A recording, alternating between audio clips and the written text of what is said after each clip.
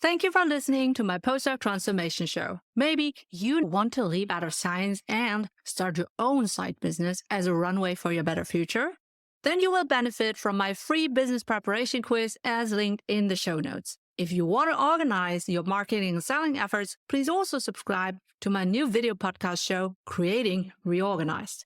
I share my tricks from creating this show, speak with business owners who run a podcast for their business, and learn from podcasting service providers about their tools boosting our businesses. My new video podcast show, Creating Reorganized, will also be a living example of applied industrial and occupational psychology for my students in real life. And now, let's get to this episode. Postdoc Transformation. Postdoc Transformation. Postdoc Transformation.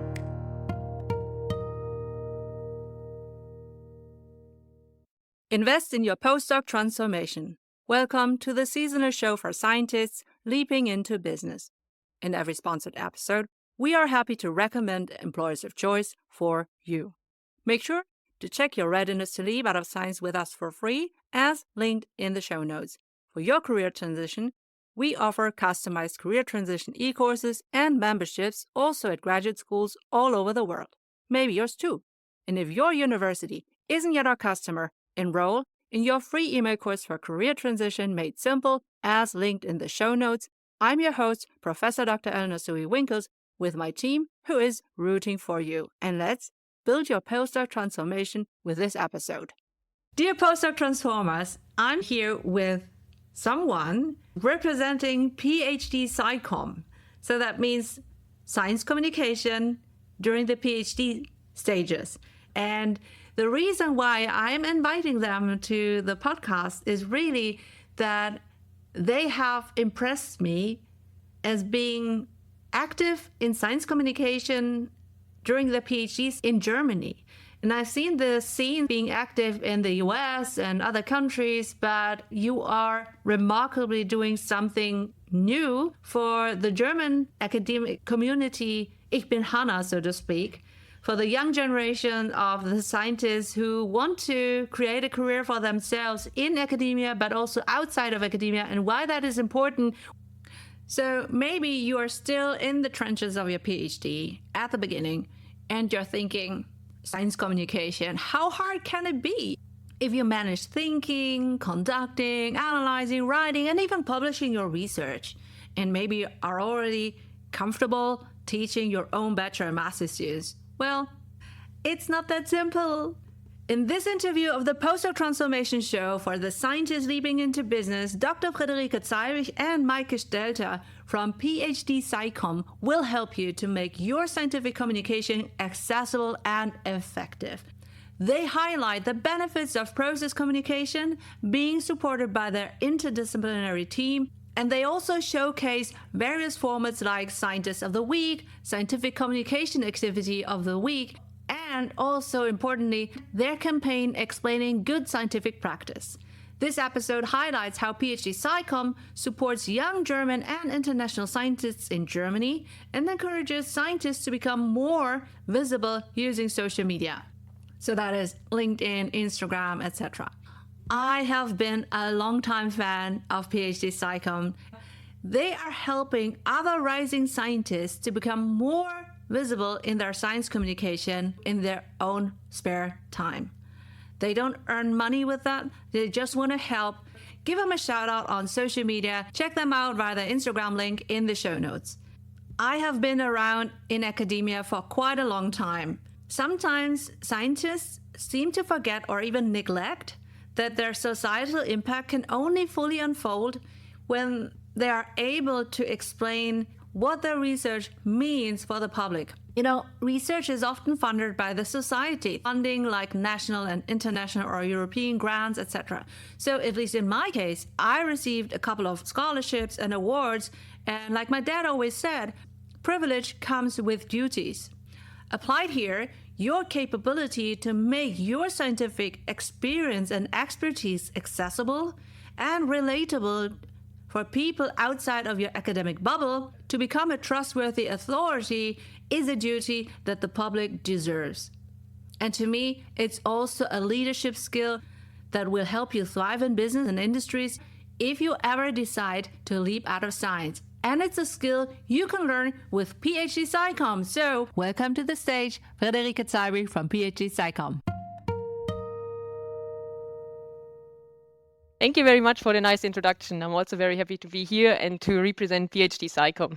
Okay, maybe you are wondering, where can we find PhDSciCom? Well, the best page is the Instagram page, full of inspiration for you if you are a scientist who wants to test the waters of how can you become more prominent or more visible, more findable in the internet, also on Instagram, but more importantly, also on LinkedIn. You should follow their account, PhDSciCom. Why have you started this? This is voluntary work and you're providing valuable resources for others. Why are you all doing this? PhDSciCom is not too old yet. It's like nearly 2 years. And we were some scientists meeting on a summer school for science communication. And so we were all very keen for doing science communication, but nobody did it.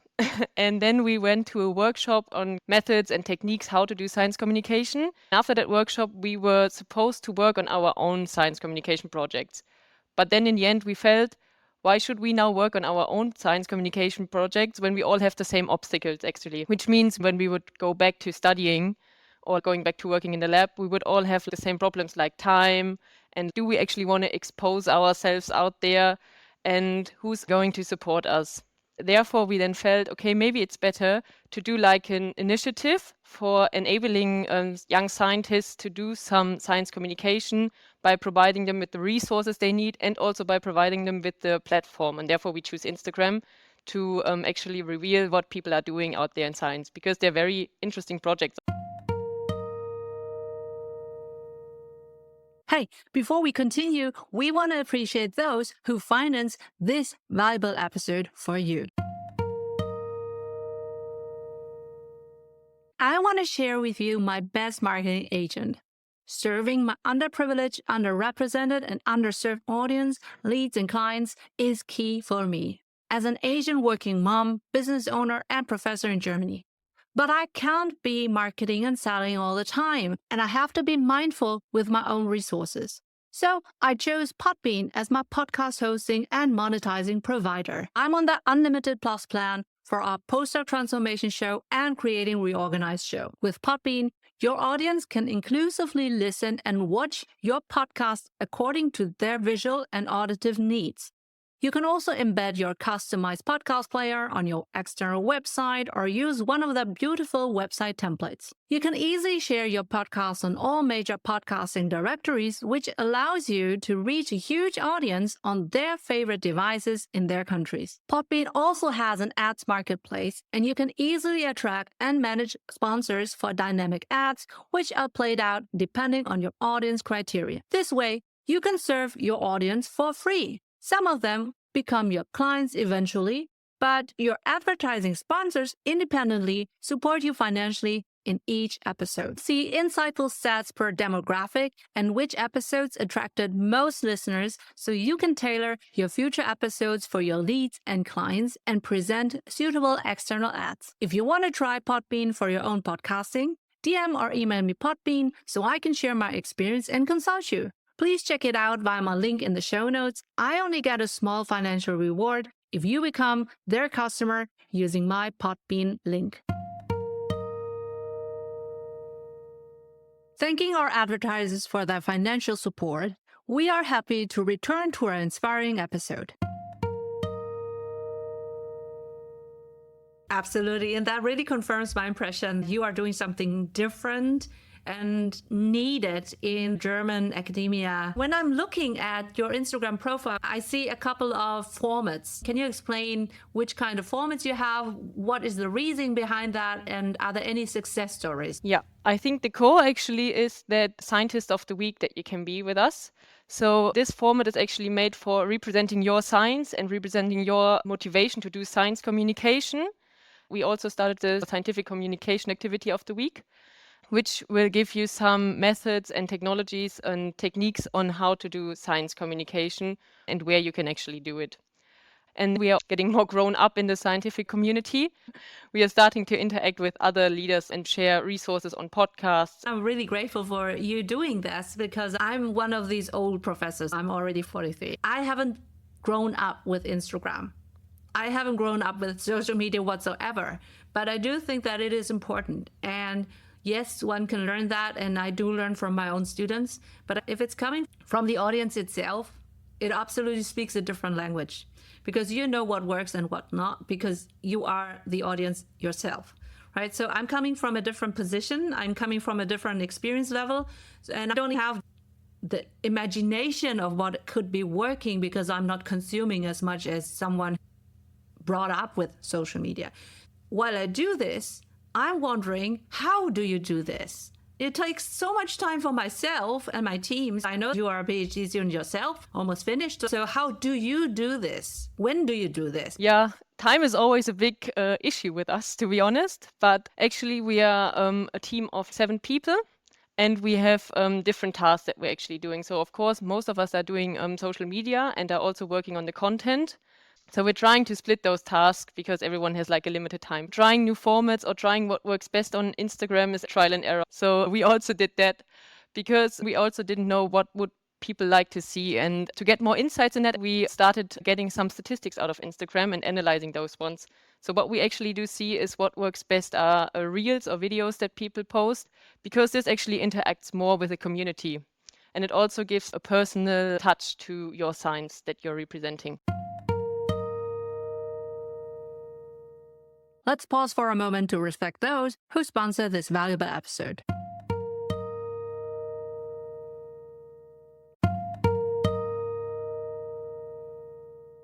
I want to share with you my time and energy saver. As a professor for industrial and occupational psychology, I also teach about the future of work. And as a former IT strategy consultant, of course I embrace AI to be a future-proof podcast producer of the PostdocTransformation show and the Creating Reorganized show. Descript is the video and audio podcast editing tool of my choice. I pay for the creator plan, and it's worth every dollar. Descript comes with an integrated professional remote recording studio for the best audio quality for your guests. For example, I record an hour interview with a guest or a solo, and instead of painstakingly doing a rough cut and deleting all the ums and ahs and filler words and rambling around, which I did for hours, I now click on Descript AI, editing for clarity, and my rough cut is done in seconds or a minute.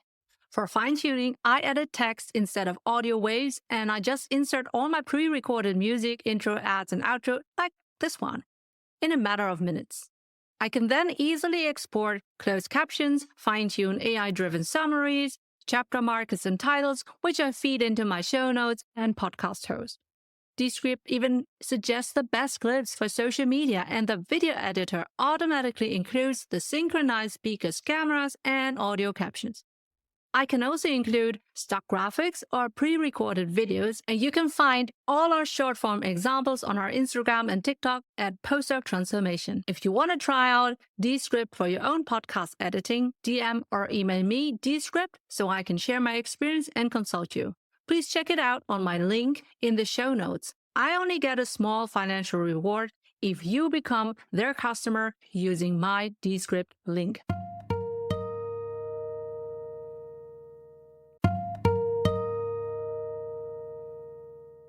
Thanking our advertisers for their financial support, we are happy to return to our inspiring episode. Okay, so that really is a side project of yours. And this side project helps you become visible within academia and to have a lot of eyeballs of established professors who are like, how do they do this? I know that because I know my colleagues. But also, I would say that from an industry career perspective, you're gaining visibility. What topics are share-worthy for a scientist? For someone who has never touched science communication but wants career opportunities, how can they become visible from your perspective? I think actually it's a very common idea among scientists that science communication is results-oriented, that you should just present your results. And we at PhDSciCom, we established the idea of process communication, because most of the scientists are scared that someone is going to steal their results, right? Which I feel is completely fine. but this keeps people away from doing science communication. But actually, to gain more interest in science and also more understanding for people who are not related or who are not working in your field, you can do process communication. Because for me, it's very interesting to see what are you actually doing in the lab? How do you get your results? And also maybe for people who work in social science or in history, like where are your resources? Like how do you get them? Do you have to travel somewhere? Maybe show me something about your travels. And this is also something that every scientist can do. Especially PhD students feel that they just saying, oh, I just started, I don't have anything to talk about. And that's not true, because you can talk, you can tell me something about your discipline, you can tell me something about your research question, what's the motivation for the research, all those kinds of things, and it's doable. And you can evolve those stages during your PhD, and by that you can gain visibility. Absolutely. In relation to that, I want to highlight one of my previous episodes, why you should be active on social media as a scientist. There are many benefits to that. One is PhDSciCom, but it should also be how can I serve my community? And my community could also be your own students. How can you serve them by being open to connect with others, people that you don't have usually access to, are maybe approachable on social media. I love to connect my people with other people, my business contacts to students and vice versa. And I think that we've done this also in years where we had no social media. That's when we wrote an email to someone and asking for a connection on the conference or whatever. But I think that you should not dismiss the idea of using social media for your own opportunities. All right, so when I talk about opportunities, what are your next opportunities? Projects that you have still in the pipeline? I heard about a blog. Yeah. Actually, that has been something that has been going on for a long time, actually. But now we are about to publish our blog, which will also give an add-on value for our scientists, because there they can represent their research in broader text, and also it increases accessibility, because not all of us have Instagram, right? For example, we had one scientist of the week and she actually wanted to show it to her grandma, but of course the grandma didn't have any Instagram. And therefore we could actually, like now we're starting this blog, and then it's easy to access all the content that we create. And also on the other hand, we have a new format, good scientific practice, because we feel this is also something that creates value for people who are not in science, because they feel, okay, science is actually something that is kind of controlled or has like standards. And now we are trying to come up with a format that is related to like when you're actually attacked as a scientist. So like when you're talking about science, and suddenly someone comes up and telling you, oh, this is not right, or coming up with whataboutism and this kind of things, how to interact then and how to also protect yourself a little bit. This is also something that is very important for scientists, because we are always like personal, reachable and attackable. Before we continue, I want to share with you my #1 lead generator. And you can start that even without a podcast. It's Typeform, and I use them to create free quizzes with open questions and multiple choice answers. I also predefine mandatory answers so I can qualify and score leads, collect their email addresses for later nurturing. I can brand my quizzes with my audio files, brand a given quiz based on the answers for the different target groups, maybe sharing specific podcast episodes or other information, and automatically send them an email after submitting the quiz. I even include a calendar invite for those leads who qualify specifically. So now I can help everyone on the surface and on a deep level for free and divert my own valuable time only to my high-ticket leads. I collect all the data automatically after my initial setup, as I have also integrated it with my remaining tech stack. If you want to try out Typeform for your own lead generation and qualification, DM or email me Typeform so I can share my experience and consult you. Please check it out via my link in the show notes. Again, I only get a small financial reward if you become their customer using my Typeform link.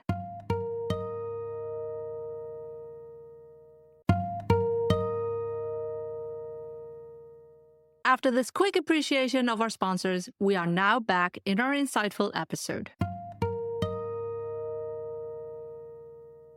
I'm absolutely attesting to this point, because we postponed this interview because I went to a conference, Hochschulbarcamp, talking with PR people from universities doing science communication, or helping the professors, helping the PhD students, helping the postdocs to become more visible on social media.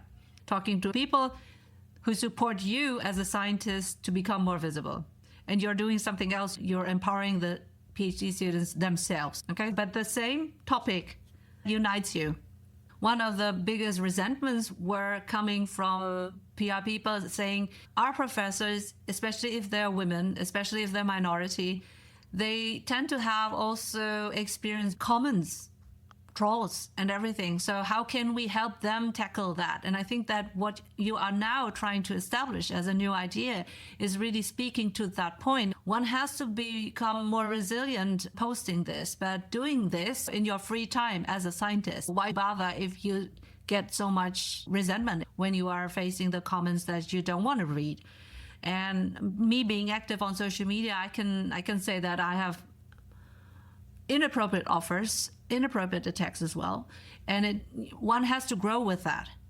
But I think that knowing that and being aware that it does not happen to you, it's because of you, but it's more a systemic problem, that really probably helps the individual scientists becoming visible on social media to be more prepared. Okay, so when we're talking about your Instagram, and I see that your Instagram has grown recently, can we talk about more of the success stories? Where do you see that it makes a difference? Has it made a difference for you as the initiators, or do you see projects, research projects, collaborations that have arisen through that? I think both. For us, it's interesting to see people are reaching out. You can do this via email or text us on Instagram. Just ask and say, hey, I would like to represent my science. How can I do this? We would actually come up and schedule a meeting with you and identify on how you can be Scientist of the Week. With this outreach, and also with us coming from different universities all over Germany, we actually have a good community that helped us to start. So we were actually also asking colleagues or friends, would you like to represent your research? And therefore, we actually grew quite a big network. But then also, on the other hand, we had very helpful support on Instagram, actually, because the science communication community is very supportive, I have to say. They are actually very helpful in all terms, and they are also sharing everything with each other. So depending on knowledge, of course, they will also support us. But on the other hand, also sharing stories or saying like, oh, have a look at this Instagram account, which we are also doing. So I think we are nurturing each other. And therefore, I think our community has grown so much in recent times. And for us, it was, we are very happy that it is such a successful project. So all your extra time is worthwhile. Absolutely. A big shout out.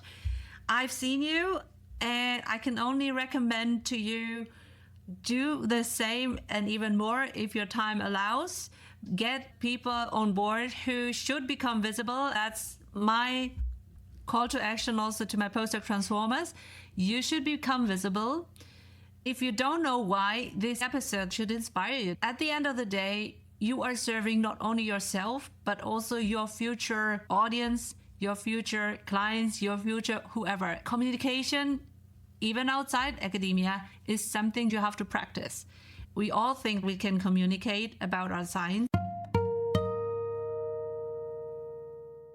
Let's pause for a moment to respect those who sponsor this valuable episode. And once you have determined your readiness to leap and want to transition into business or industries, then you can enroll in your free email course with 10 actionable, bingeable email lessons until you start your job in business. You'll get 10 emails like this. Number 1, how to leap out of science. Number 2, how to build your sustainable LinkedIn profile. Number 3, how to read social media and network. Number 4, how to research your favorite jobs and employers. Number 5, how to do informational interviews to get insights. Number 6, how to create your customized applications with ChatGPT. Number 7, how to prepare your thesis from a business point of view. Number 8, how to apply to your favorite employers. Number 9, how to choose the right job offer. Number 10, how to prepare for your new job. And did you know that we offer deep dive e-course workshops and memberships at graduate schools, maybe also at yours in the future?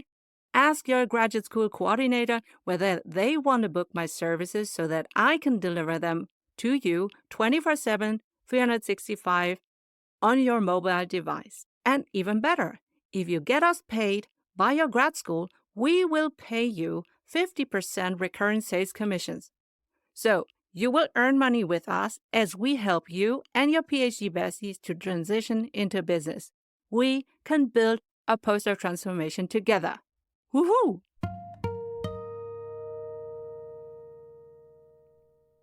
The next step will be to communicate our science to people who have no idea what we're doing. Science communication is actually at the forefront of something that you can do as a transferable skill. So if you want to leap into industries, get your communications right, and PhDSciCom can help you. Yes. Okay. And to add on this one, actually, I have to say, I think lots of PhD students face the time when they are not so happy with their research.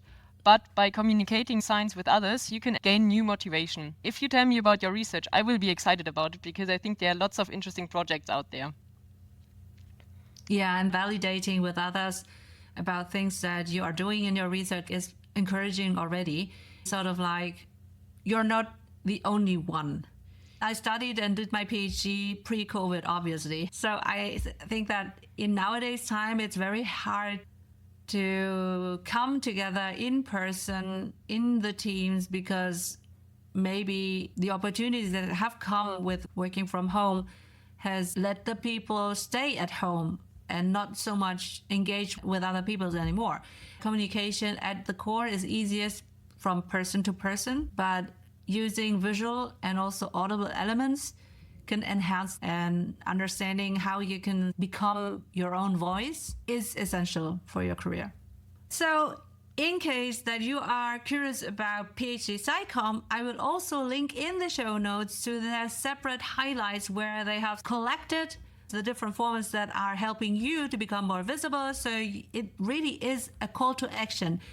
Take this opportunity. It's free, and I'm not sure whether I should endorse that as being free. I think that you should also have a premium service, because actually if you're talking to senior scientists who need the same kind of service, they should pay. So PhD students, I agree, should not pay, but the senior scientists, they should be able to pay. And I think that PhDSciCom is building up core competency in science communication that could be leveraged in the future. So if you're listening to this episode now, it's free, but maybe in a couple of years' time, I'm hoping that they also can monetize that, because science communication is an asset that needs to be learned. And I think the growth learning curve is really huge. And if you don't want to do the work, ask PhDSciCom. We are planning on founding an association together. So if we are becoming an association, you can support our work if you like. Let's pause for a moment to respect those who sponsor this valuable episode.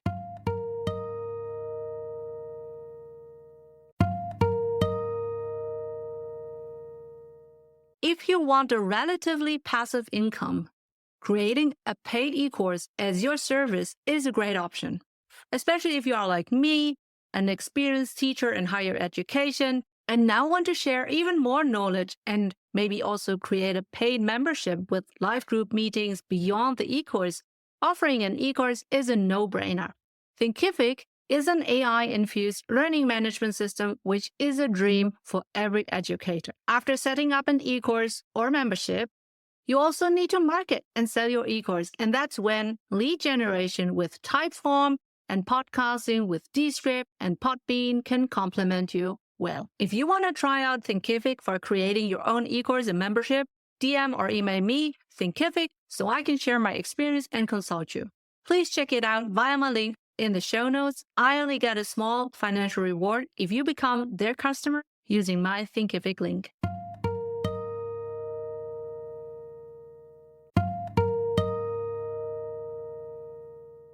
After this quick appreciation of our sponsors, we are now back in our insightful episode.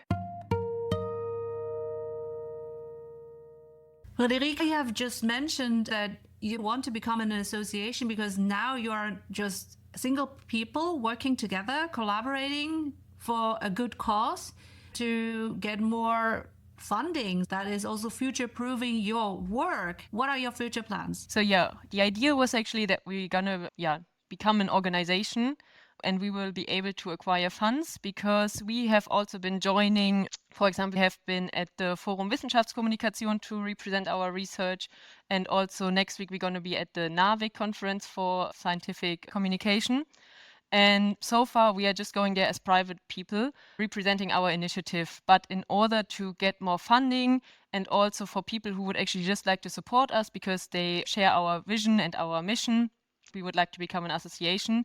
And therefore, we're also looking for other members if they would like to join and also to do some consultation for PhD students and grow science communication. Very cool. And I can see 2 or 3 people who would be ideal. You have already collaborated with Emilia Miller, right?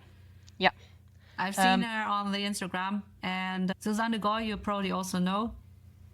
Yeah, I guess that there is a huge community that is working side by side with you and keen on sponsoring. I hope you become the formalized organization to get funding, and I hope that with this episode you will be also intrigued to join PhDSciCom, either to become visible as an individual scientist, but maybe are you also looking for other new team members? We are always looking for people who would like to represent their research on Instagram, of course, but also for people who would just like to join. So recently we actually had someone, Svane, she's now a member, and also she has been Researcher of the Week.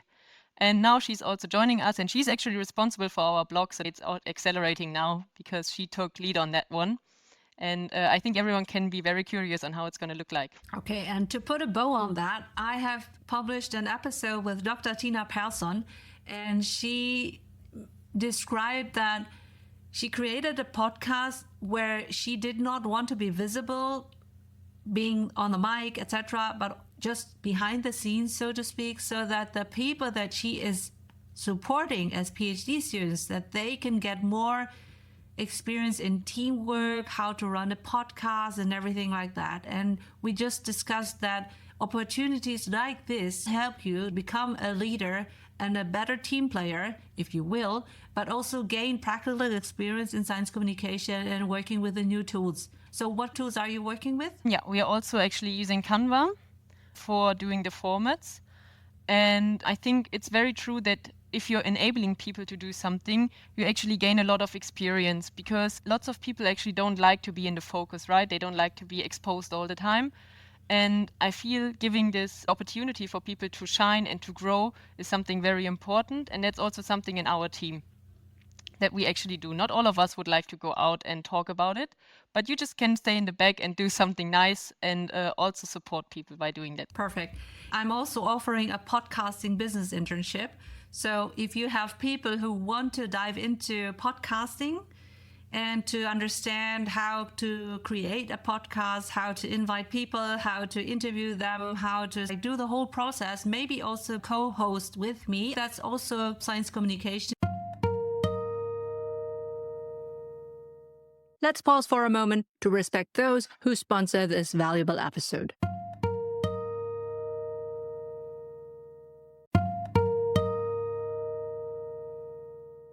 Hey, I'm back again.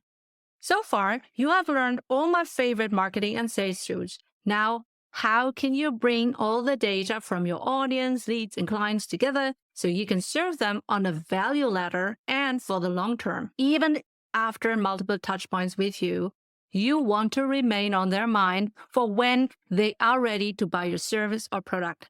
I am expanding my digital business, and I use ActiveCampaign as the centerpiece for all my services like email course, podcast, newsletter, show notes, websites, sales page, merch shop, forms, whatever it is as needed. As a former IT strategy consultant, I have high requirements on my tech stack, and ActiveCampaign offers so many integrations to all my other apps. I really use it daily. If you want to create your own digital business with various AI-driven lead magnets and funnel options, DM or email me, ActiveCampaign, so I can share my experience and consult you.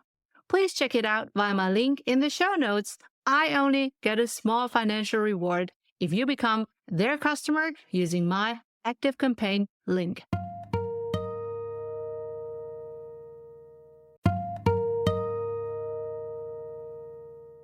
Thanking our advertisers for their financial support, we are happy to return to our inspiring episode. At least Emilia Miller told me that she sees my work as science communication. I'm not really talking about my science. Instead, I'm shining a light or sharing the stage for scientists.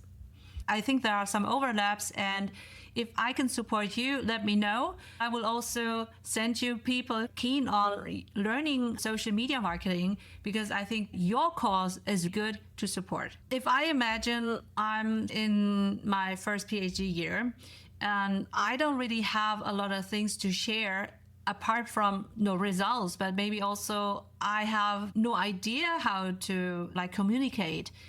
Do I have to come with a ready-made text that you will then share, or will you help me? Yeah, of course, we are there to help you. That's our idea and our mission. So basically, it will be like we will make an appointment together with someone from our team, and then we will talk actually about what's your motivation, what's your discipline, what's your research question, any kind of thing that you can talk about for your research or about your research.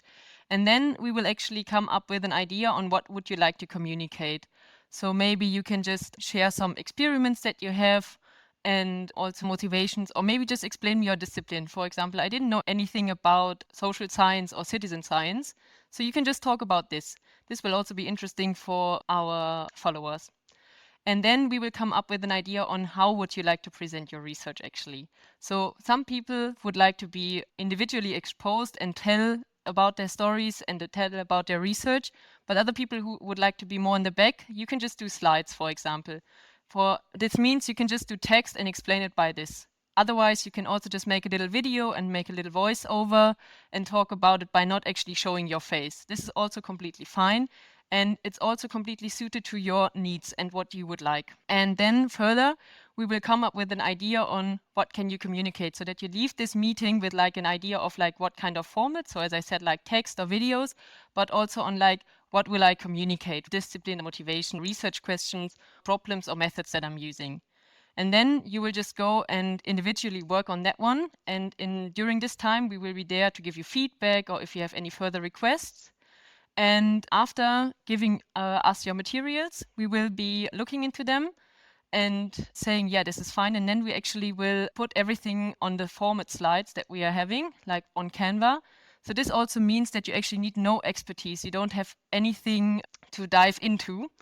And therefore, this is also very easy for everyone and a very low threshold. So I think with this, actually, we have a very limited time that you need to do this and can represent yourself as a science communicator very easily and very professional.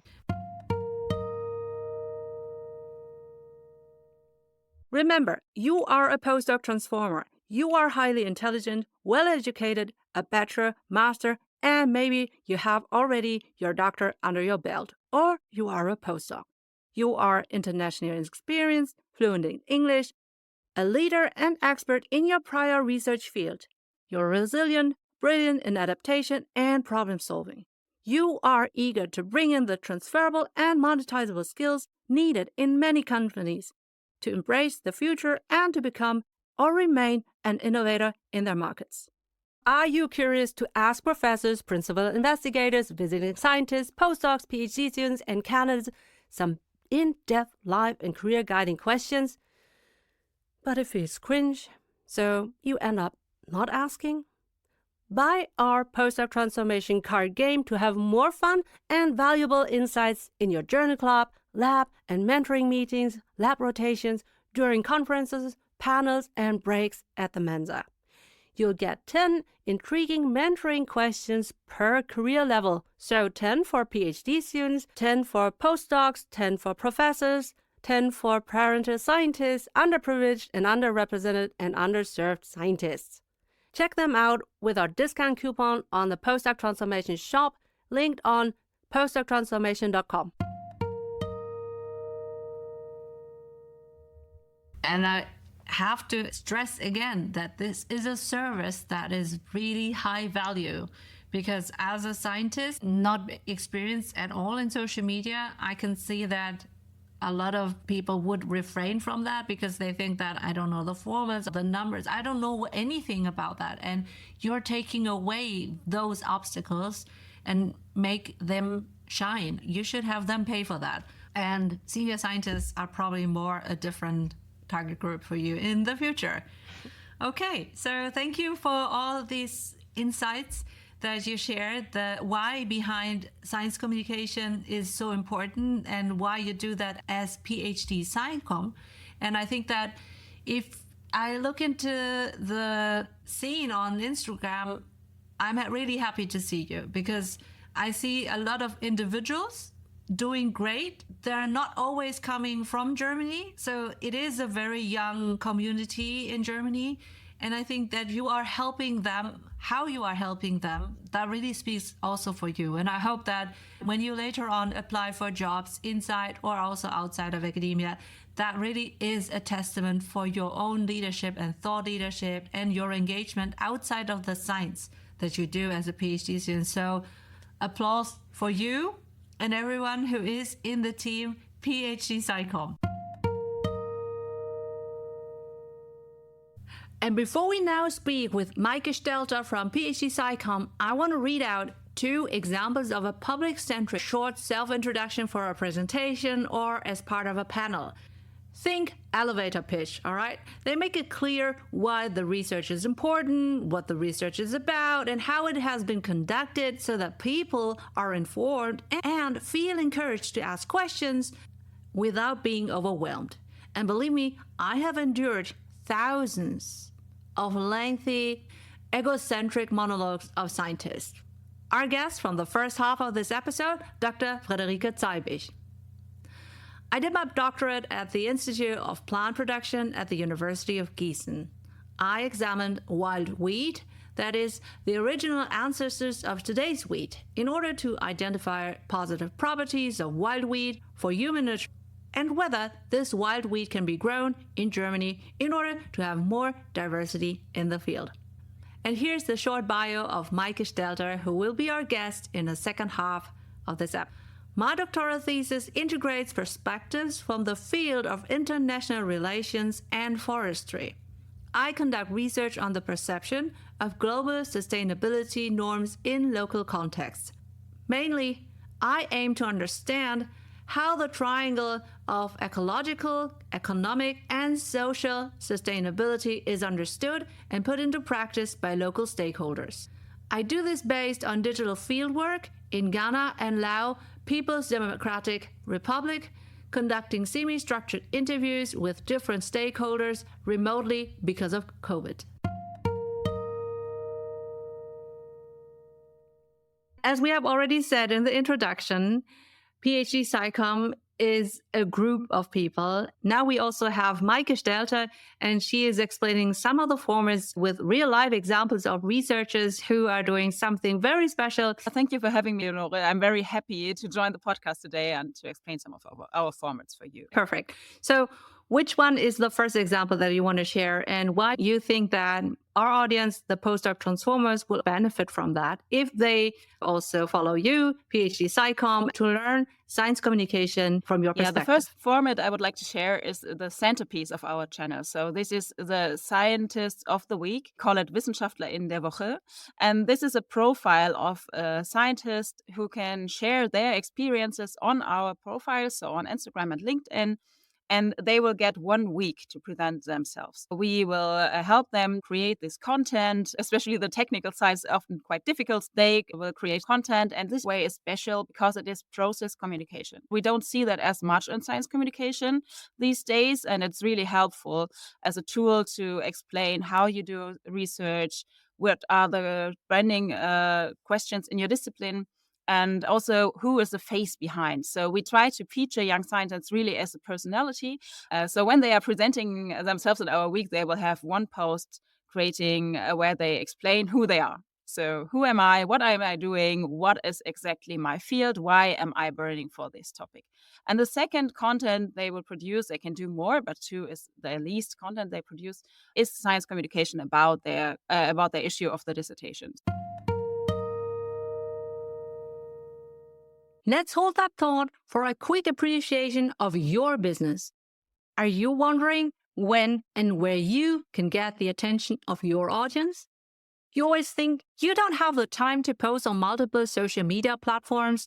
I totally get you.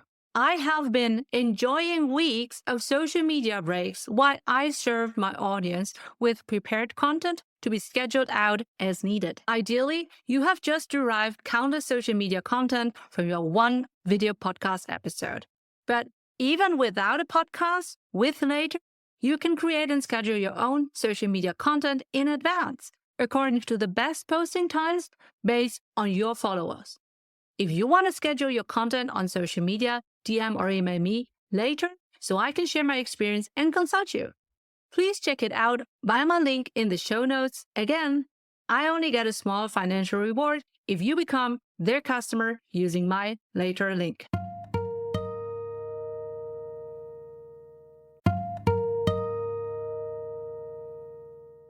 After this quick appreciation of our sponsors, we are now back in our insightful episode. So the researcher I would like to introduce today to you is Dunya Shabata. She is a religious study PhD researcher, and she does great work on the churches in Japan. And she introduced the field work she does on our channel. And you can listen to some of her content now. As linked in the show notes. And even though the example that is following now is in German, I want you to look at the transcript that I show as subtitles. This is also in English. Hallo, liebe PhDSciCom Community. Mein Name ist Dunya Shabata und ich bin Doktorandin am Zentrum für religionswissenschaftliche Studien in Bochum. Ich promoviere zum Thema kirchliche Atmosphäre in Japan. Für die Forschung meiner Doktorarbeit benutze ich Methoden der qualitativen Sozialforschung. Das bedeutet, ich reise nach Japan und mache dort vor Ort Feldforschung, Interviews und Fotos. Dafür brauche ich nicht nur Japanisch und muss die japanische Sprache beherrschen, sondern ich habe auch die Gelegenheit, Japan nebenbei ein bisschen zu erkunden und mir die Schreine und Tempel vor Ort anzusehen. Hier zum Beispiel ein Fest des Kanda-Schreins mitten in Tokio. Feldforschung in Japan zu machen, ist immer eine Herausforderung, denn die japanische Kultur ist sehr anders als die deutsche. So war es zum Beispiel für mich notwendig, die PriesterInnen und PastorInnen der Kirchen anzufragen und sie zu bitten, ihre Gemeindemitglieder zu fragen, ob sie an meinen Interviews teilnehmen würden. Die nächste Herausforderung ist dann, den JapanerInnen zu zeigen, dass ich wirklich auf Japanisch mit ihnen das Interview führen möchte und nicht auf Englisch. Das brauchte immer eine Weile und dann sind die Leute sehr schüchtern, aber sobald sie verstanden haben, dass ich wirklich Japanisch sprechen kann, ist es auch kein Problem mehr. Es kann vorkommen, dass JapanerInnen nicht sofort ihre Meinung äußern, wenn sie in einem Interview sitzen. Denn in der japanischen Gesellschaft ist es nicht normal, dass man negative Meinungen direkt zu einer Person kommuniziert. Deswegen ist es wichtig, sich viel Zeit zu nehmen und der Person, die im Interview dabei ist, genügend Zeit zur Gedankenstrukturierung und freien Meinungsäußerung zu geben. Ist das in eurer Forschung genauso? Schreibt es uns doch einfach in die Kommentare. Very cool. And actually, I already follow her, so I will also link to her Instagram account so that you can see some of the other work. This wind beneath your wings is something that PhDSciCom really can provide. And I encourage every one of my listeners to think about science communication in a professional way. If you need more inspiration, please visit the channel PhDSciCom on Instagram, where they have a couple of other examples as well. When we look at the channel, it's evident that you have a couple of disciplines. Are you preferring disciplines from humanities or natural sciences? We aim to feature all of the disciplines in our scientific world to show how diverse science can be. We believe that disciplines can learn from each other, but we quite don't often do that as researchers. We are really kind of drawn into our own field, but we don't know so much about other disciplines, and we are kind of new to all of these. So also, if you would like to learn about another discipline, please follow the people that present themselves on our channel. Absolutely great. I think this interdisciplinary approach is something that really is handy when it comes to finding an innovative edge and to think about problems from a different perspective. And is that interdisciplinary approach also reflected within the team of PhDSciCom? We support the researchers from a different discipline. So I myself come from the field of social sciences. I would rather not help someone from this field because I know how they work. And I will understand things that others won't. So we try to be interdisciplinary in the support team. Wow, that's great. I really do think that it is easy to talk with people who come from the same discipline. Everyone has a common ground of understanding, but making others understand the question is really hard when you don't have the same vocabulary. And I think that this is also a great example for my own students. Okay, so the Scientist of the Week is one of the formats that you have, but I also heard from Frederike that you also have some other formats. So which are these? Currently, we'll find the PhDSciCom activity of the week on our channel. So this is the info posting where we try to look at many different ways of communicating science and introduce some tools and activities. So this can be science slams, science cafes, but also how to do a short movie, use a meme in your science communication or humor. These are tools you can try if you want to start some science communication. And we also had a quite nice line the last year, so a specific program line on good scientific practice. I would like to feature that as well because it is really important for all scientists. As a PhD student, it's not that common to talk about good scientific practice on a daily basis. There are still some questions for PhDs. How can I deal with my data? How can I transform my science into science communication and do that in a good scientific way? So we also highlighted this, and it was quite nice line that you can find on our profile still. Please take a view on this. And we really had some great feedback on that. I would like to highlight it here. As linked in the show notes.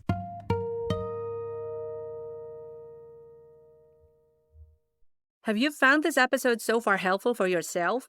Well, maybe you can subscribe on YouTube, Spotify, Apple Podcasts, Podbean, or wherever you get our show. And also share this episode with your PhD bestie because that would encourage us to help the underprivileged, underrepresented, and underserved early career scientists leaping into business.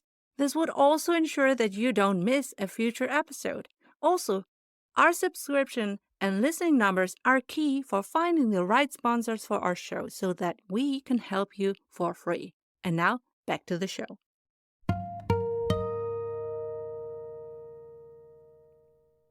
And I can attest to that because when I did my PhD 2005, 2008, we talked about good scientific practice, but it has changed, right? Even more important today than 20 years ago. If you are a PhD student nowadays, it's absolutely different when you play around with AI, and all of these tools are important. If you don't use them, you'll be falling behind. But if you do use them, you need to also know how to handle that. And that's why I absolutely appreciate and celebrate that PhDSciCom tackles that challenge and gives you a great source of orientation. So the next thing I would love to ask is, where can people find you and work with you and also learn from you? We are always open for new team members. If you are inspired and think, I would like to do that work, I would love to join you, I would love to support you in any way that you can think of. It doesn't have to be too much time, but if you're interested to learn how we work, please just find us on Instagram, find our email, PhDSciCom@gmail.com, and join our next team meeting to meet us. And yeah, you can also meet us on conferences, of course. So the next one, the big one we are joining, is the Forum Wissenschaftskommunikation on 11th and 12th of December this year in Berlin, organized by Wissenschaft im Dialog. We will be there with a great interdisciplinary workshop on error culture. We will discuss how error culture in science communication can be balanced between transparency and the demand for perfection. As I said, we feature process communication. So it's really important to see how do scientists do their daily work? How do they find new questions? How do they treat their data? When we are as transparent as we can be about our personalities, about how we deal with certain problems that we have in science, we open up a space to discuss science in a very difficult societal way. How can we build trust in science and not mistrust methods, but still raise questions of complexity, the lack of closure in science and error culture? We want to discuss that with you. So if you join the Forum Wissenschaftskommunikation in December, please find us there. We will also be present at the Messestand of SciNact, so you can also meet us there. And we are really happy if we can meet and greet you. I was lucky to have role models that I could emulate, but I know that academia is a place where you can easily have only toxic leaders. And I want my own students, wherever they go, that they find across social media role models which they can look up to. PhDSciCom is doing wonderful work, and that's why I'm very happy to be a sponsor for the next conference. I'll be looking forward to spark new inspirational discussions between you and my own community, the Postdoc Transformation community. I will always share the things you present on Instagram. Thank you so much, because I think Frederike also said that already, but we do mostly volunteer work and we are all PhD students. So everyone knows that we are not paid as much. And these conferences are not that cheap to visit. And as a PhD student, of course, they have reductions on the tickets, but we are really happy that you help us to be able to join the conference. So thank you for that. My pleasure. Now, like I said, I think science communication is an important part of being a scientist, and not everyone learns that well. And I think the way you teach others to do that better, and also in a modern way, is really something that graduate schools should also support, but they don't. And that's why your work is so stellar. I've seen this also internationally, but your initiative is the only one that I know in Germany, and that's why it's so important. That was an encouraging overview into the world of science communication with PhDSciCom. And we have 2 episodes directly tied to this topic. Episode 12, Top Reasons to be Active on Social Media as a Scientist, and Episode 18, Business Roles Requiring Teaching Skills. Both of them are linked in the show notes. If you become more and more active, send us a direct message with your science communication post on LinkedIn, Instagram, and TikTok, wherever you want. Refer to this episode, and that kind of impact is the one that we are looking for, and it would make us so happy. Do you want a transcript of our episode? And our episode sponsors answers to all 6 bold questions so that you can choose to apply. Do you want to nominate your potential employer of choice so that we can ask them our bold questions? For all of that, click on our links in our show notes and on our website, www.postdoctransformation.com. Remember to check your readiness to leap out of science and to enroll in our free email course, Career Transition Made Simple. Thanks for your attention. I'm Professor Dr. Elena Soei-Winkels, the host of your seasonal Postdoc Transformation show. Have you ever wondered how to make your grad school stand out in the crowded landscape of academia? Do you aim to attract the best master students from all over the world to learn from and work with your professors so that your research remains globally recognized and well-funded? Do you wish to repel bad applications which aren't tailored towards your grad school's research profile? Now, let's talk about a powerful branding tool, podcasts. They're a game changer for higher education institutions. As a professor, active on TikTok, Instagram, LinkedIn, and a podcast host and producer of this Postdoc Transformation show, I'm here to encourage all the graduate school representatives to think beyond the conventional marketing mechanism. Instead of being one of many vendors at a time-limited grad school fair, why not create a podcast that showcases your grad school as the ultimate destination for the world's best master's students? Share inspiring and encouraging stories of your top PhD students, high-profile alumni, your faculty, and the incredible opportunities your grad school offers. A podcast can be a window into your school's vibrant community, its cutting-edge research, and unique experiences. And in times of AI-generated marketing material, a podcast with your academic leaders in real life is a very human and innovative way to attract prospective PhD students. You can inform them every day, everywhere, not just during the typical grad school application seasons. This would prepare your best candidates for the application. Even better, you can support and make your current PhD students and postdocs visible for their next career steps in academia or business. Remember, successful graduates elevate your grad school's reputation. So, if you are a university chancellor, grad school dean, speaker, consider this. By launching a podcast for your grad school, you can elevate your grad school's brand and tell aspiring scientists and employers what makes your grad school the best choice, with scalable, evergreen content. If you're interested, forward this to your marketing representative and get our list of 30 sample episode titles customizable for your grad school podcast, and just enter an email address on my website, www.postdoctransformation.com, as linked in the show notes. As a seasoned professor and podcaster, I'm also happy to strategize about how you can launch your grad school podcast on Podbean, the podcast hosting platform we use for the Postdoc Transformation Show, supporting scientists leaping into business. Postdoc Transformation.